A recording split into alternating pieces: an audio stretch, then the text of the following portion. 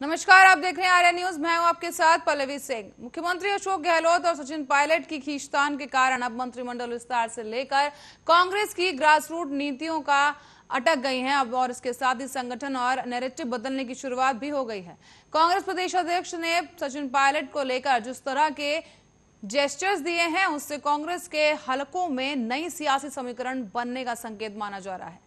बता दें, प्रदेश कांग्रेस मुख्यालय में राजीव गांधी के जीवन पर आधारित वीडियो रिलीज करने के मौके पर जिस तरह से कांग्रेस प्रदेश अध्यक्ष गोविंद सिंह डोटासरा ने सचिन पायलट को महत्व दिया, वो बदलते समीकरण की तरफ इशारा कर रहा है। बताते चले कि राजीव गांधी के जीवन पर आधारित शॉर्ट वीडियो फिल्म को डोटासरा ने सचिन पायलट से जारी करवाया। इसके बाद पायलट, डोटासरा और सरकारी मुख्य सचेतक महेश जोशी की मिलकर तीनों नेता मंच पर बैठे और इसी के साथ ही डोटासरा ने जिस तरह सचिन पायलट को अहमियत दी उसे कांग्रेस के जानकार स्वाभाविक नहीं मान रहे। इसे भावी सियासी समीकरण की आहट के तौर पर देखा जा रहा है।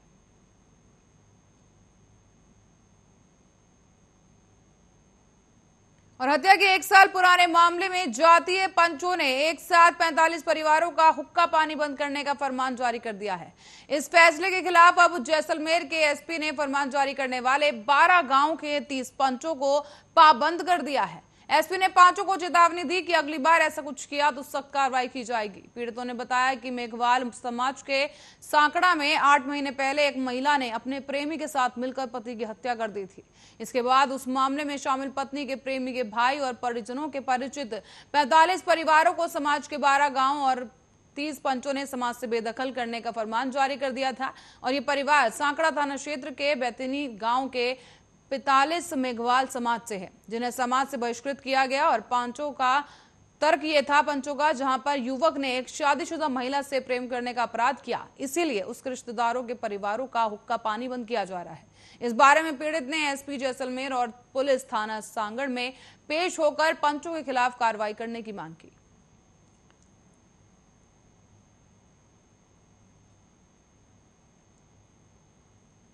इसी के साथ रुक करेंगे अगली खबर की ओर, जहां पाली के ट्रांसपोर्ट नगर थाने में 9वीं में पढ़ने वाली एक नाबालिग को उसका पड़ोसी शादी की नियत से भगा ले गया। परिजनों को पता चलता तो तुरंत ट्रांसपोर्ट नगर थाने में रिपोर्ट दर्ज कराई गई। पुलिस आरोपी की तलाश में जुट गई और इस दौरान आरोपी शादीशुदा निकला है। इसी बीच आपको बता दें, खुद उसकी 12 साल की बेटी और 8 साल का बेटा है। आरोपी ड्राइविंग का काम करता था, जो दूसरी शादी कर पाली में रह रहा था। जिसके इस आरोपी ने नाबालिग को लेकर वो भाग गया और उसकी बेटी की सहेली भी थी वो नाबालिग। पुलिस के अनुसार आरोपी अशोक सरगरा का रहने वाला था और पिछले 6 महीने से वो ट्रांसपोर्ट नगर थाना क्षेत्र में किराए के मकान में रह रहा था। और जिस व्यक्ति ने अशोक किराए का मकान दिलाया था वो उसी की नाबालिग बेटी को प्रेम जाल में फंसा कर ले गया, जो कक्षा 9वीं में पढ़ती है।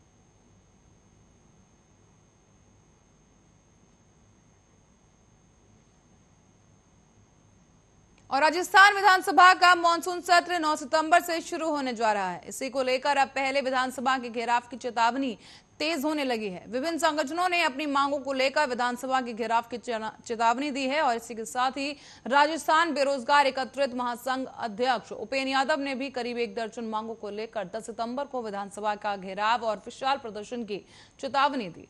लंबित भर्तियों को पूरा करवाने और नई भर्तियां निकालने, भर्तियों में पारदर्शिता, भर्तियों में इंटरव्यू खत्म करवाने और पेपर लीक और नकल मामलों की रोकथाम और दोषियों के खिलाफ सख्त कानून लेने को मांग को लेकर 10 सितंबर को प्रदेश भर में सैकड़ों बेरोजगार जयपुर में जुटेंगे। महासंघ अध्यक्ष उपेंद्र यादव का कहना है कि मंत्रियों की अनदेखी और विभागीय लापरवाही के चलते करीब 1 दर्जन भर्तियों को पूरा होने का इंतजार है। ऐसे में भर्तियों में पारदर्शिता लाने और साक्षरता खत्म करने की मांग भी पुरजोर तरीके से उठाई जाएगी। और इसी के साथ ही नकल और पेपर लीक करने में जो भी आरोपी साबित होते हैं उनके खिलाफ सख्त कानून लाने की मांग विधानसभा सत्र के दौरान रखी जाएगी।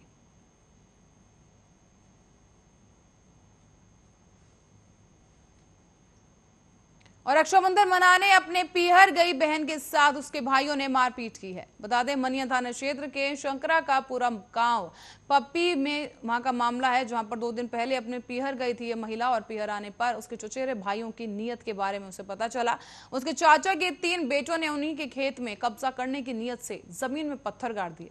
बहन ने उन्हें रोका तो लाठी डंडों से मारपीट की गई। उन्होंने अपने बुजुर्ग ताऊ और ताई को भी नहीं छोड़ा। मारपीट कर तीनों लोग भाग गए और मामले की महिला ने शिकायत दर्ज करवाई है। तीनों घायलों का इलाज इस वक्त चल रहा है अस्पताल में। और मनिया थाना प्रभारी सुमन कुमार ने बताया है कि घटना को लेकर ग्रामीणों से पूछताछ की गई और उन्होंने बताया कि घायलों के पर्चा बयान कर मामले में अग्रिम सुनवाई की जा रही है और कार्रवाई भी की जा रही है। साथ ही आपको बता दें अग्रिम अनुसंधान भी अब किया जाएगा।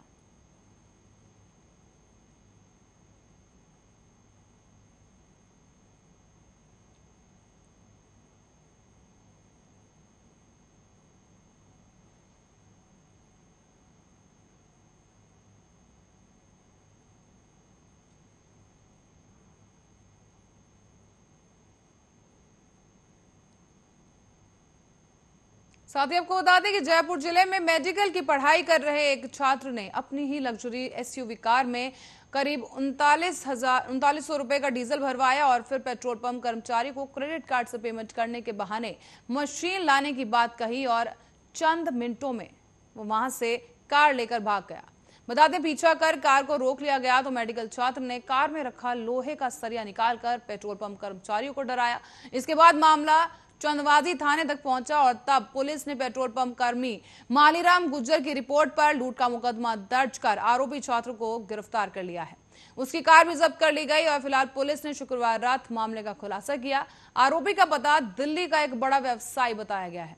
साथ ही बताते चले कि युवक ने मौज मस्ती के लिए ऐसा किया और जिस कॉलेज में आरोपी पढ़ता है उसी कॉलेज में सीसीटीवी में पुलिस को कार दिखी और जिसके आधार पर कार की डिटेल निकालकर युवक को गिरफ्तार किया गया है।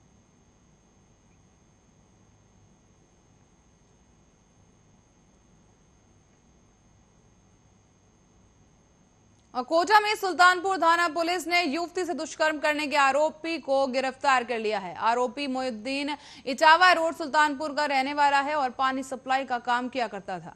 पहले वो प्राइवेट स्कूल चलाता था और उस दौरान युवती उसके संपर्क में आई थी। उसने युवती का अश्लील वीडियो बना रखा था जिसे वायरल करने की धमकी दी जाती थी। युवती की शिकायत पर पुलिस ने आरोपी को पकड़ लिया है और आरोपी शादीशुदा बताया जा रहा है। साथ ही उसके 2 बच्चे भी हैं। पुलिस ने आगे बताया कि पीड़िता की शिकायत पर यह काम किया गया है और इसी के साथ ही अब 2015 और 16 में आरोपी उसके संपर्क में आया था, जिसके बाद आरोपी ने अश्लील वीडियो बनाया। पिछले 5 साल से दुष्कर्म कर रहा था। साथ ही उसने बातचीत भी बीच बीच में उसकी बंद हो जाती थी, जिसके बाद से ही आरोपी अश्लील वीडियो वायरल करने की धमकी देने लगता था। पुलिस ने आरोपी को गिरफ्तार कर उसका मोबाइल जब्त कर लिया है, जिसको एफएसएल जांच के लिए भेजा जाएगा। आरोपी को शुक्रवार को कोर्ट में पेश किया गया है और साथ ही बता दें कोर्ट ने 2 दिन की रिमांड पर भेजने के आदेश दिए।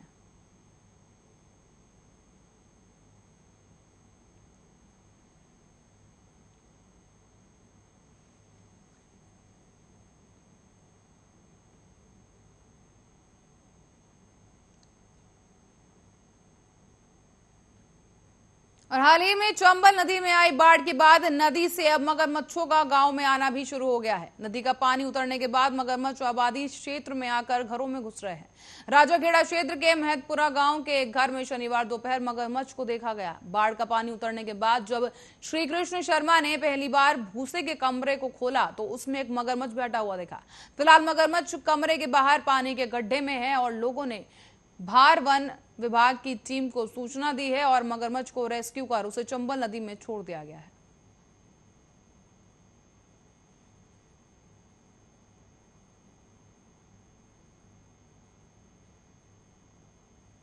बढ़ेंगे अगली खबर की ओर, जहां अलवर जिले में रामगढ़ के अलवाड़ा के पास चौमा गांव की महिलाओं ने पानी की समस्या को लेकर शुक्रवार सुबह सरपंच के घर के बाहर घेराव कर लिया। पहले पंचायत भवन पर ताला जुड़ा और इसी के बाद सरपंच के घर के बाहर मटके फोड़े गए। चेताया गया जब तक पानी नहीं मिलेगा तब तक पंचायत भवन का ताला नहीं खोला जाएगा। यही नहीं, इतना भी चेताया गया कि अब सरपंच के मामले में खुलकर विरोध भी करने लगेंगे। 1 महीने से पानी की टंकी खाली है और ऐसे में मोटर भी खराब है। जिनके घरों में मोटर है वो भी पानी नहीं भरने दे रहे। ऐसे में हमारी बहन बेटियां कहां जाएं? इसी के साथ ही काफी दिनों की मशक्कत के बाद भी समस्या का समाधान नहीं हो सका है, जिसको लेकर मजबूरी में महिलाओं को 3 किलोमीटर दूर से खेतों के बोरवेल से पानी लाना पड़ता है।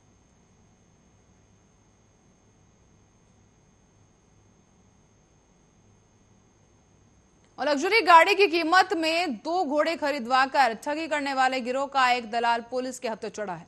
पुलिस ने आरोपी भटिंडा जिले में गांव बहमन और कौर सिंह वाला निवासी बहादुर सिंह पुत्र जरनैल सिंह के कब्जे से ठगी के 7,52,100 रुपए गिरफ्तार कर लिए हैं और इसी के साथ ही घोड़ी खरीदने के लिए निशान सिंह के पास आए थे और इसी के बाद घोड़ी को 20 लाख में बिकवाने का झांसा दिया, जबकि घोड़ी की कीमत 5 से 6 लाख की थी।